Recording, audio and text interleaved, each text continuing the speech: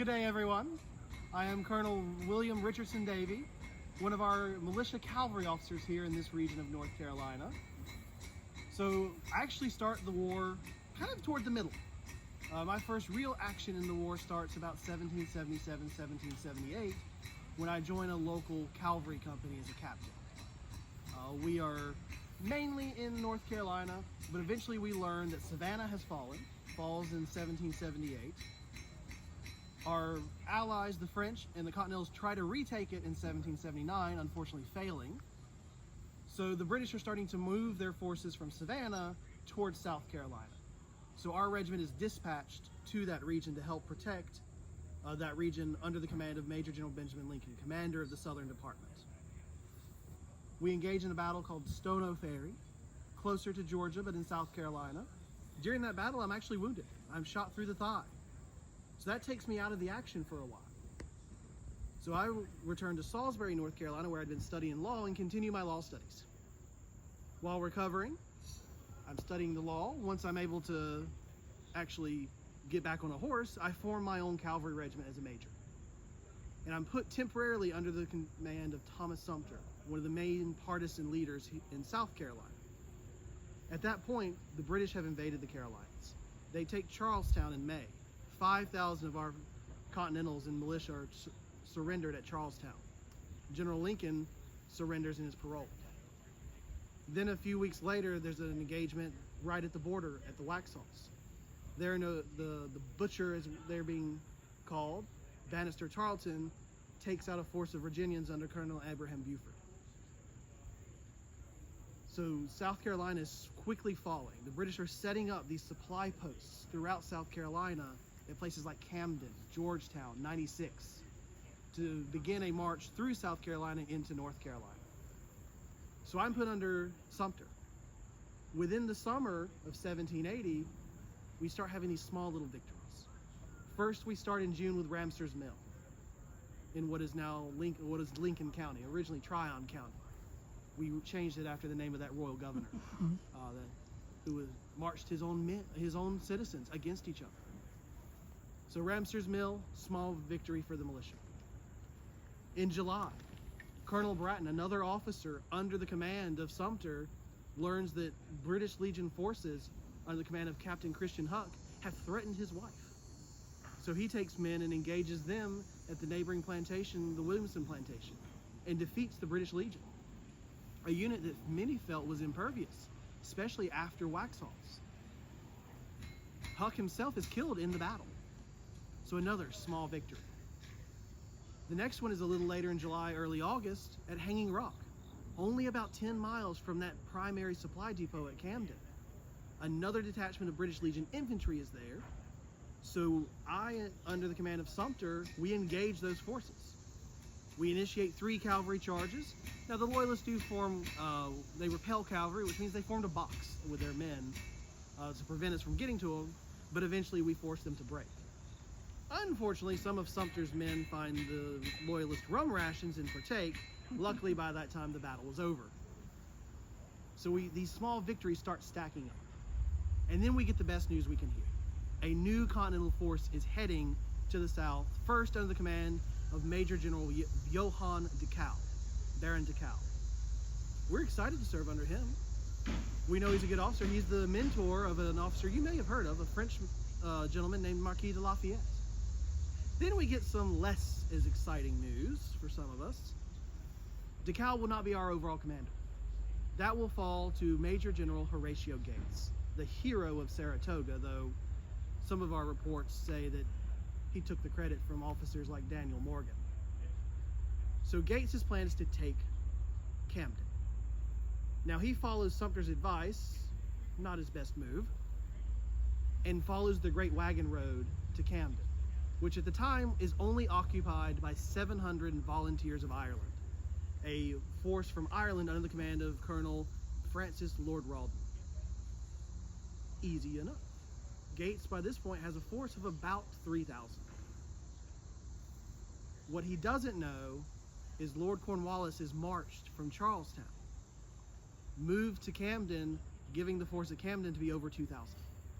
Now, Gates does outnumber Cornwallis, but Gates picks the worst route. The Great Wagon Road from Charlotte to Camden is barren. There's not many farms, there's not much population. What crops he can find is green corn and unripe peaches. He's also having his men drink molasses mixed with water, which creates a lovely concoction known as dysentery. Gates's Continentals are in no shape, form, or fashion to fight, but he pushes on. Now Gates and Cornwallis will bump into each other at the night of August 15th, skirmish for a bit, then move their forces away, deciding it's not smart to fight in the night. They will then form their battle lines the morning of the 16th, and Gates' biggest blunder is he sets his troops up the traditional way.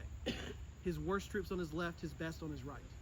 He puts his untrained militia, local North Carolina militia who had never fought before, in line with now what they see is Cornwallis's greatest troops, Webster's brigade of the 23rd and 33rd regiments of foot. Webster, seeing militia, doesn't waste ammunition in bayonet charge. The militia flee, most of them not firing a shot. Gates, his entire left wing is gone.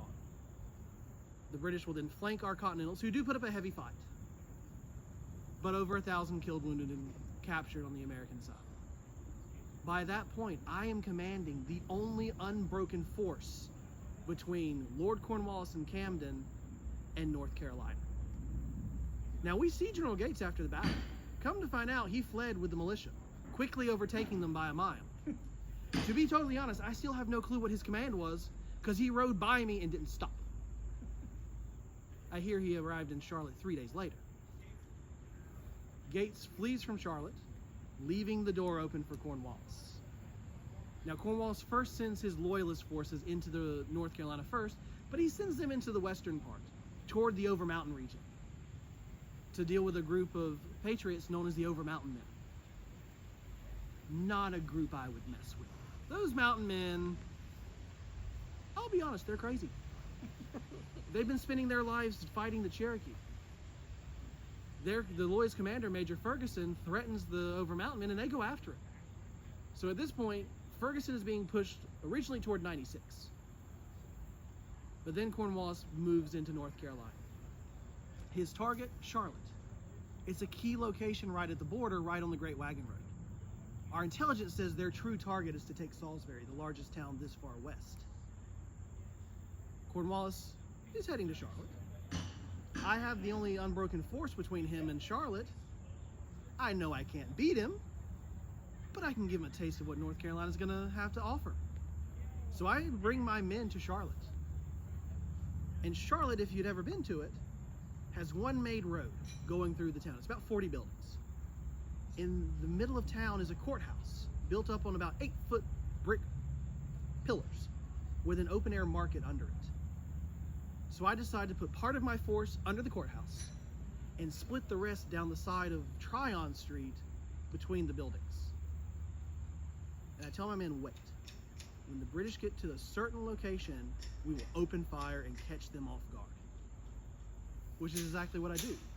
Coming into Charlotte first is the British Legion, unfortunately not under the command of Bannister Tarleton, their commanding officer. He's in the sick wagon. Then under the command of the second in command of the Legion, George Hanger. Hanger falls for my trap. They ride in, we hit them, and we force them back. They try to charge into Charlotte 3 times. On the 3rd charge, however, Lord Cornwallis and the main army have caught up. And the key thing that Cornwallis has with him is artillery. I'm not going to stand up to artillery, so I order a fighting withdrawal. I never intended to win that battle. I just wanted to kind of harass Cornwallis. Excuse me. So I retreat, but we don't go far. Cornwallis stays in Charlotte a grand total of 2 weeks. Anytime his forces leave, my men are waiting to harass them and attack them. I have it under good authority that Cornwallis is dubbing the area a hornet's nest. We will happily take that mantle with pride. But then we get the best news. On October 7th, the Over Mountain Men catch up with Major Ferguson. They utterly defeat Ferguson's loyalists at a place called Kings Mountain, just 30 miles south of Charlotte. A day's march. Now there's another force of men that can help me protect this region. rascals went home. Most of them going back to the Overmountain region, but they wipe out Cornwallis's entire left wing, and Cornwallis retreats from Charlotte, allowing Gates to move the Continental Army back. Then we get the absolute best news. General Washington has ordered Gates to be removed from field command. He fires him for his conduct at Camden. His replacement is probably Washington's best general, Major General Nathaniel Greene. Greene arrives in Charlotte December 2nd. I'm there with my forces. Greene and Gates will discuss for a little while over their plan. And on December 3rd, there's the official change of command, where Gates reads his final orders, issues that Greene is now in command, and Gates is to return to Washington, where I would have loved to have been a fly on the wall when he gets the absolute tongue lashing that I know Washington gave him. Now Greene is in command. He's now going to have to set up his command staff. I'm trying to hide. He chooses Edward Carrington, one of the officers of the Virginia militia, to be his quartermaster, so to be in charge of gathering supplies. To begin with, Colonel Thomas Polk, one of the main officers from Charlotte, is his commissary general, but Polk doesn't want the job and resigns. Who does Greene approach to replace Polk? Me. I kindly tell General Greene I want nothing to do with the money. I'm a field commander. I'm a cavalry officer. I want to fight. Greene reassures me that I have nothing to worry about. He has no money. I, for some reason, accept the position and am now serving as the commissary general, which unfortunately has taken me off the field. But Greene will lead a very successful campaign. Under Greene's command is arguably one of our favorite officers to fight with, Dan Morgan, the old wagoneer. He's heading his forces toward 96. Greene and the rest of the army are going to head toward Winnsboro, where Cornwallis retreated. So we'll see what's going to happen. Our hope is that Cornwallis will chase one of the forces. If Cornwallis chases Greene, Morgan can take 96. If Cornwallis chases Morgan, Greene can take Camden. Those are the British two key supply depots that we want to take out. So now we're waiting to see what happens with this plan. The rumor has it Cornwallis might split his force and send Tarleton after Morgan. So we'll see what happens.